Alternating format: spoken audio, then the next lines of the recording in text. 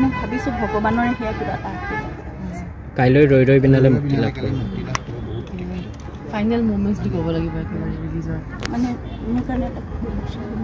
প্ৰতিটো মুহূৰ্তত মই সাহস কৰিব পৰা নাই ছবিখন চাম ভালো লাগিছে মই আজিলৈকে কিন্তু কাম চলি থাকোঁতে মই স্কুলত এটা গানো মই চালে মানে চাইছোঁ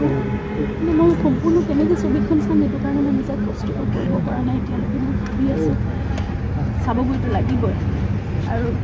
সকলোৱে ইমান ইতিমধ্যে মৰম দিছে জানো জুবিনৰ যিটো সপোন সেয়া পূৰা হ'ব কিন্তু এটাই দুখ যে তেওঁ নিজৰ স্বচক্ষীয়া যদি চাবলৈ পালে দেন আজি বহুত সুখী হ'ল কিন্তু তেওঁ সুখী হ'ব তাৰ পৰাই সন্তুষ্টি আৰু অসমৰ ৰাইজে তেওঁ যেনেকৈ সদায় মৰম আদৰ কৰি আছে যেনেকৈ আশীৰ্বাদ দি আছে সেয়া সদায় দি যাব অসমীয়া ছবিৰ যিটো মাত্ৰা যিটো যাত্ৰা তেওঁ চাব বিচাৰিছে সেয়া তেওঁ সপোন পূৰা হ'ব দিনালীৰ যোগেদি আৰু ইয়াৰ পিছত আহিবলগীয়া সকলো অসমীয়া ছবিয়ে ইয়াতকৈ বেছি ভাল কৰিব অসমীয়া ছবি এটা সাংঘাতিক ধৰণৰ উত্তৰ আমি যি তেওঁ যি সপোন দেখিছিলে বা আমি যি তেওঁৰ সৈতে কাম কৰি সপোন দেখিছিলোঁ সেয়া সম্পূৰ্ণ হ'ব সেইকাৰণে ভাল লাগে চৰকাৰে এজিএছটিটো কলাগুৰু ফাউণ্ডেশ্যনত যোৱাকালি ঘোষণা কৰিছে কেবিনেটত জি এছ টি নাথাকেই আমাৰ যিখিনি কালেকশ্যন হ'ব সেইখিনি সকলো দিয়া হ'ব চেণ্ট্ৰেলৰটো চুব নোৱাৰি কিন্তু ষ্টেটৰ জি এছ টি যিটো মুখ্যমন্ত্ৰী মহোদয়ে খুব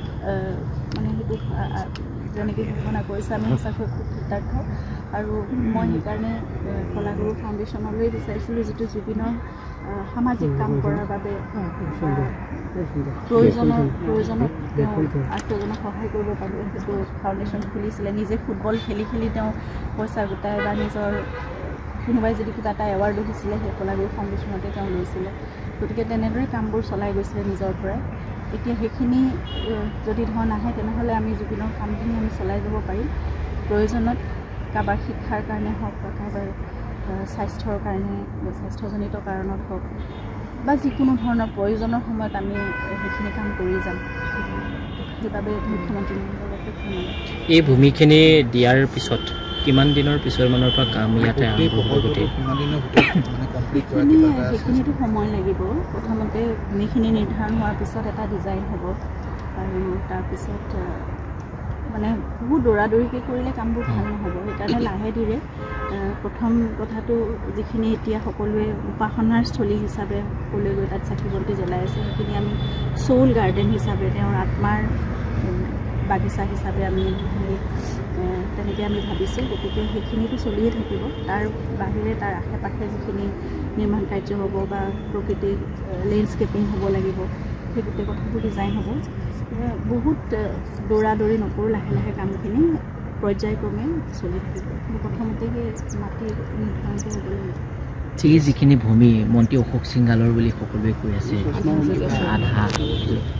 মই সেইটো নাজানো সেইটো চালেহে কাগজত ওলাব স্থানীয় ৰাইজে কৈছে গতিকে চাওঁ সেইখিনি কাগজ পত্ৰত কেনেকৈ ওলায় মানে যিমানখিনি ধুনীয়াকৈ কৰিব পাৰি সেই ধৰণে আমি কৰিবলৈ ইচ্ছা কৰিছোঁ বাকীখিনিতো আৰু কাগজ পত্ৰত আছে সেয়া প্ৰশাসন আৰু চৰকাৰে তেনেকৈ আগবঢ়াব পাৰে ঠিক আছে এতিয়া মেডিকেল কেম্পৰ কথা আপুনি কিবা আলোচনা কৰিছে মেডিকেল কেম্প হ'ব আমি কথাটো পাতি ল'ম ভালকৈ তেওঁলোকৰ লগত আমি ইয়াততো কিছুমান ওচৰ পাজৰৰ লোকসকলক আমি কিবা কিবি কৰি থাকিব লাগিব তেওঁৰ জন্মদিন আহি আছে তাৰ আগতো আমি কিছুমান সামাজিক কাম কৰিবলৈ চেষ্টা কৰিছোঁ সেইদিনাখন আমি এইটো সিদ্ধান্ত ল'লোঁ যে সোণাপুৰৰ পৰা জাগিৰোড পৰ্যন্ত এই গোটেই অঞ্চলটো অকল ৰাস্তাৰ কাষত বা জুবিন ক্ষেত্ৰ বুলিয়ে নহয় গোটেই গাঁৱে ভূঞে ভিতৰৰ গোটেই অঞ্চলটো যদি আমি জুবিনৰ নাহৰ বন কৰিব পাৰোঁ তেতিয়াহ'লে মানে মই অন্তৰ পৰা ভাবোঁ বা সকলোৱে জুবিনে যিহেতু কৈ গৈছিলে যে গোটেই নাহৰ গছ থাকিব তাতে জুবিন থাকিব সেইকাৰণে এই নাহৰ বনত মই বহু জুবিন মানে শান্তিত তেওঁ থাকিব পাৰিব গতিকে এই অঞ্চলৰ সকলোৱে সেই নাহৰ পুলি ৰোপণ কৰি ৰক্ষণাবেক্ষণ দি নাহৰ বন তেওঁলোকে প্ৰতিষ্ঠা কৰিব বুলি তেওঁলোকে কৈছে আৰু তাৰ বাহিৰেও তেওঁলোকৰ স্বাস্থ্যজনিত নিৰীক্ষণ জুবিনে প্ৰায়ে কৰি থাকিছিল বা মেডিকেল কেম্প আমি মাহৰ তৃতীয়টো সপ্তাহত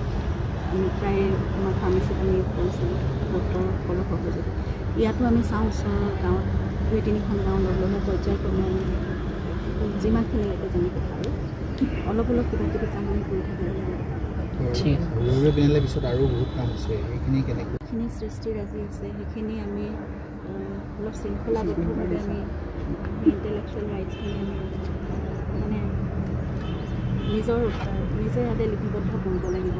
ৰেকৰ্ড ৰাখিব, এটা শুনাব লাগিব। ইতিমধ্যে বিশাল কলিতাই বহুতখিনি গান সংগ্ৰহ কৰিছে, গতিকে সেইখিনি আমি কাগজে পত্ৰই গোটেই বস্তুখিনি ৰাখিব লাগিব। সংৰক্ষণ কৰিলেহে পিছৰ প্ৰজন্মই জানিব, আৰু সেইখিনিও আমি কেনেকৈ তাক নোটেশ্যন কৰি পেলাই শুদ্ধ মানে একদম এটা যিটো ধৰণে ৰাখিব লাগে সেই ধৰণে আমি সংৰক্ষণ কৰিবলৈ চেষ্টা কৰিম। সেইবোৰ পৰ্যায়ক্ৰমে একেলগেতো সকলো কৰিব নোৱাৰি, লাহে লাহে হৈ থাকিব। প্ৰথম ধৰক 5টা গান 10টা গান সেইমতে কৰিলোঁ। আৰু বাকী জুবিনে যেনেদৰে সামাজিক কামসমূহ কৰিছে